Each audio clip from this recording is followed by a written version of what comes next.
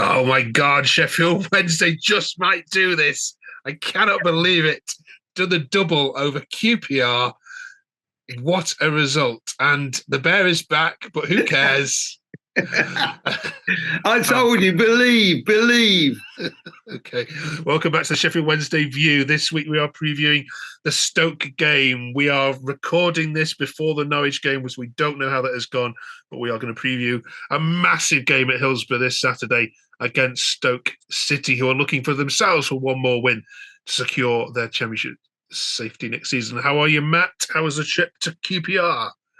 Yeah, it was a very good day, aside from Shepherd's Bush train station being closed, so I ended up paying 20 quid for a 4-minute cab. Aside from that, yeah, really good, Mark.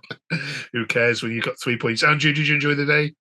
Well, of course, at the end of the day, we've been there so many times over the years. It's my local ground. QPR and Brentford are literally within 3 miles of where I've always lived my whole life through. So, it's got QPR fans all over the place, not far from me. And it's just great to put one over on them again. The double is absolute bonus.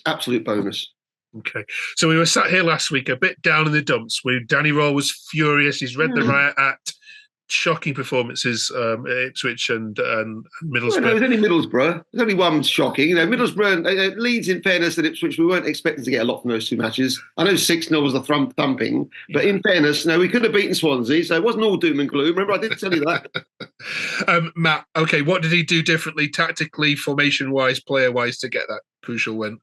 I'll simplify it to begin with. The players looked like they'd had a rocket all week and looked like they'd been drilled to within an inch of their life of what their jobs were going to be on Saturday. What we spoke about in terms of the Middlesbrough fixture, where I think I mentioned last week, we allowed Middlesbrough to kind of get themselves into a passing rhythm, and it was game over. QPR allowed us the same, I think, thinking that we wouldn't be able to dictate play and do as much with the ball as we did. We got Barry Bannan on the ball early. Liam Palmer, who stepped into sort of a central midfield positions just in front of the back four, he got on the ball early. And what we didn't try and do was anything that was out of capacity or capability. We managed the game really, really well in the first half. We had one of the, I would argue it's the worst miss in the EFL all season in Josh Windass. But aside from that, I thought we were comfortable in the first half. You don't want to boil it down to this. There is obviously more to a game than just kind of like the energy, the determination and the fight. But that was the difference on Saturday. You saw one side who were absolutely fighting for their lives, and one side in QPR who I don't want to be too critical of them because they have been excellent since the turn of the year. Honestly looked like they were in the position where they thought one more win, we're safe, we'll get it today, we'll just turn up and we're on the beach. They were, for as good as we were on Saturday, and we really were good on Saturday, they were as bad. Okay. Andrew, who is your standout player? Well, obviously, Gassama, who went out there, the trickery to get the first goal for us was absolutely superb. And he deserved it. Okay, you can say a bit of a fluke, the way the guy tried to clear him, but you've got to be there. You've got to be in the box, in that 6-yard box in the first place to be able to connect with something like that. And it was superb the way he got in there, made it happen. As Matt just said, we could have been ahead long before that when Windass did miss that great chance set up by Poveda. And then, of course, Gassama also then made the second goal, the breakaway. That was a bonus goal. I really thought I was saying win ugly 1-0. I was happy with that. That'll do me just sharp shop. They're not going to score. And then, ironically, just as we hit the bar against Swansea, and we could have won that game, they hit the bar against us, and they could have equalised there, and that would have been dangerous. But luckily, hit the bar and went out. And that was good for us. And then, of course, the second goal, Gassama skips down the wing, gets the ball across, and Musaba finishes it with aplomb. 2-0. Get in there. Good night, Vienna. Okay, I'm going to ask you seriously now, though. Every single time Wednesday win and you look at the table, you'd have thought we're out of it. And there has been a couple of times where results have meant you have jumped out, but then Huddersfield go and score late. I think Birmingham scored late. Last time you could have jumped out of it. How frustrating is it every single time Wednesday get a result, the teams that you need not to get a result seem to find it? It's not going to keep happening, Matt. It's not going to keep happening, Mark. It's not going to keep happening because at the end of the day, some of these teams now have to play each other very shortly, which is good news for us.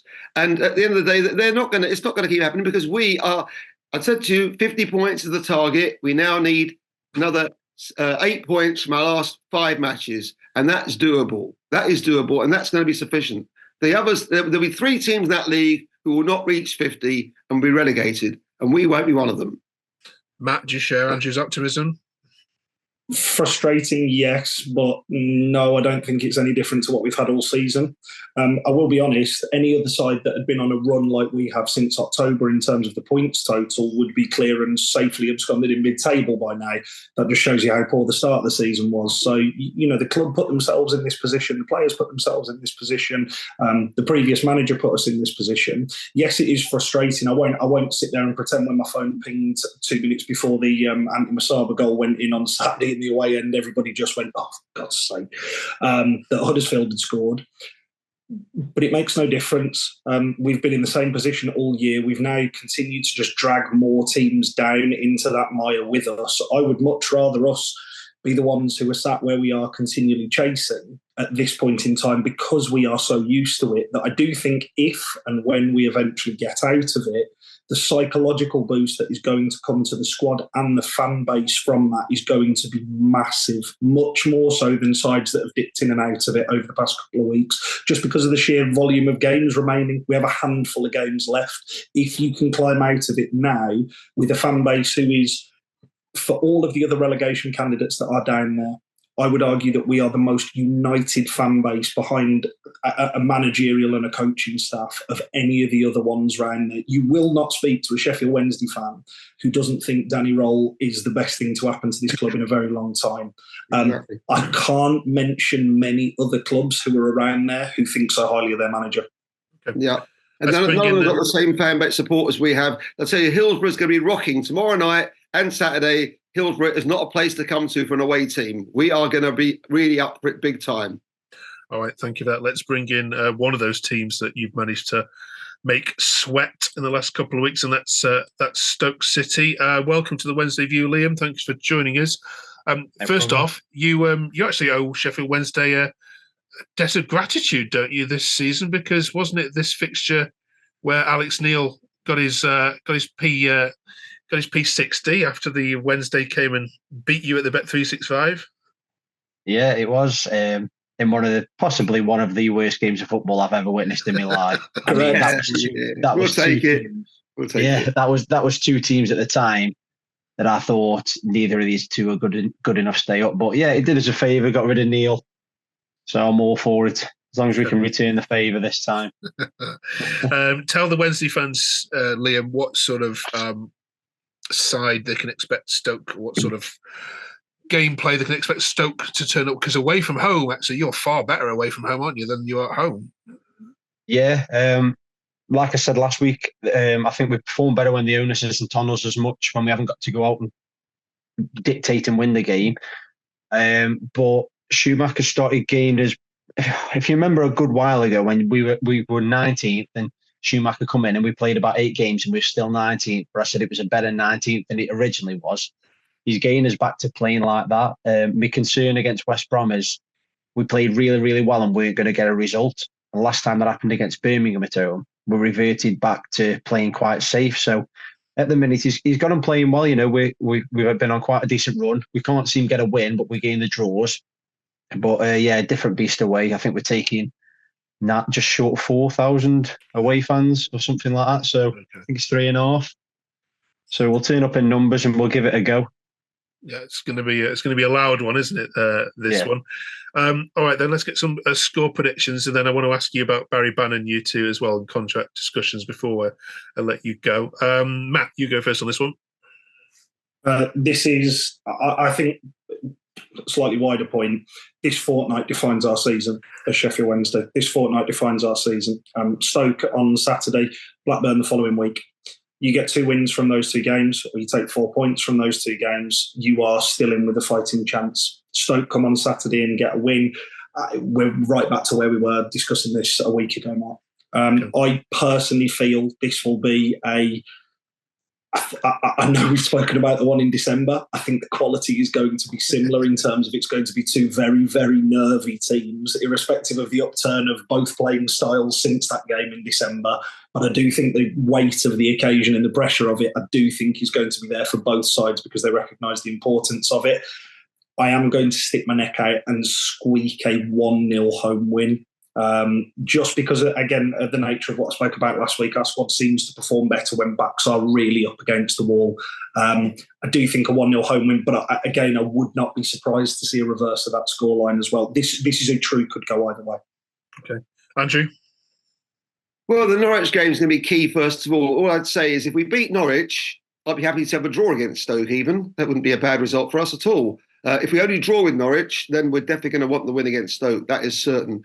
So I'm going to be cagey. I'm going to go think that maybe we're not going to beat Norwich and get a draw, and then we're going to beat Stoke. And I'm looking to turn the clock back to 1964, the last time we played Stoke at home in April at Hillsborough. We won 2-0, and that's what's going to happen next Saturday. 2-0 to Wednesday. Come on.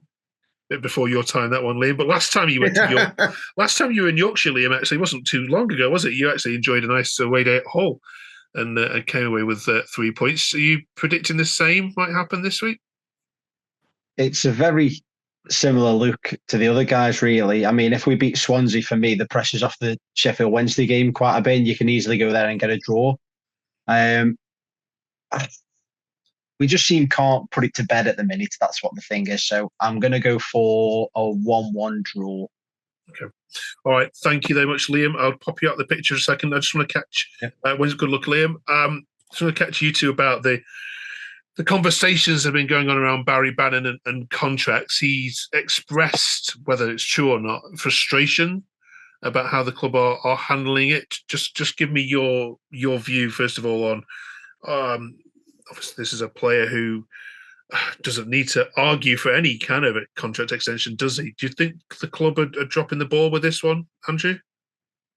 Well, he's really been Mr. Sheffield Wednesday for the last 8 years, at least. He's a real hero to the supporters, and we don't want him to go. We do not want him out of the equation at all. And even for next season, bearing in mind we hope to be in the same league next season, his maturity, his experience, his organisational skills, we need him to stay there. I hope he's not going to be dumped away from the club. I really do. I really think it'll be a massive mistake if we don't renew his contract. Massive mistake. We need that experience, and I'm sure Danny Roll will look at it and probably think to himself, well, yeah, we need to have the experience to keep the players, motivated on the pitch. Okay, Andrew. Sorry, Matt. My issue is not Danny Roll; it's the person upstairs who's signing the checks. That is the problem, and that will continue to be the problem at this club until the chairman leaves. Has been consistently for the past 3 years. It will continue to be so for the foreseeable future. I'm of the opinion that if Barry Bannan does not finish his career with Sheffield Wednesday, it is one of the biggest player failings that we have had since dropping outside of the Premier League. Irrespective of his age, he's 34 years old. No, he is not going to be able to play forever, and it will be a sad day whenever it is that he leaves, whether that be at the end of this season or not.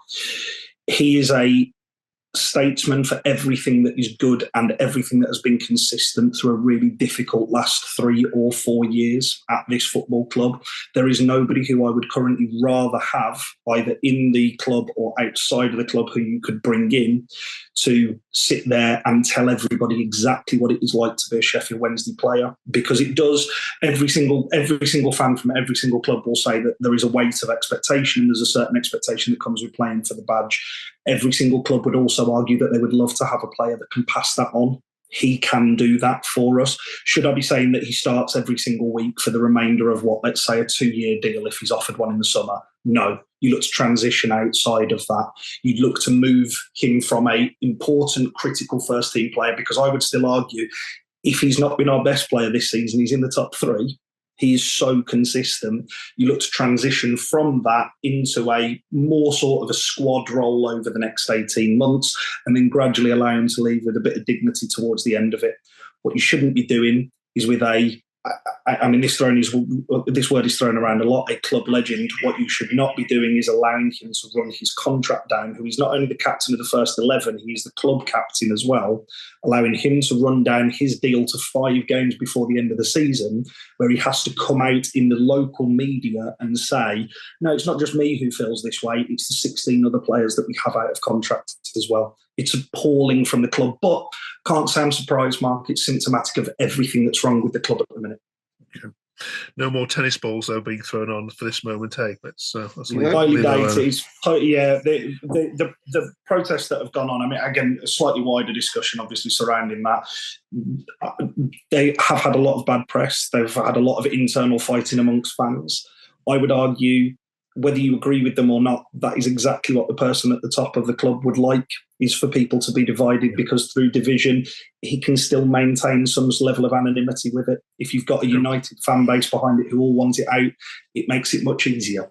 The future is still very uncertain. We just don't know what's going to happen. We don't know if he's going to sell, if anyone's ever going to come in to try and take the club over from him, or how long it's going to, he might still be there next year, the year after, who knows. But what I would like with Barry Bannan is that somehow he stays at the club, even after his playing career is over, maybe in a coaching capacity. If Danny Roll will have him there as a continuation factor. Okay. Thank you very much for that. I'm sure you are desperate to stay in this league, because it's almost now certain that there's going to be a Sheffield derby next year to play as well. Get them down. Get them down next week. I want to see that little letter R next to their name as soon as possible. I know you were docking another 2 points there, but I think Everton will still be safe. You'll be fine. You've not been watching us, Andrew. Yeah, but you said he lose against Burnley, remember? And you were wrong. You were wrong. You beat Burnley. You got it wrong. See you next week, fellas. Good luck against Stoke. Cheers.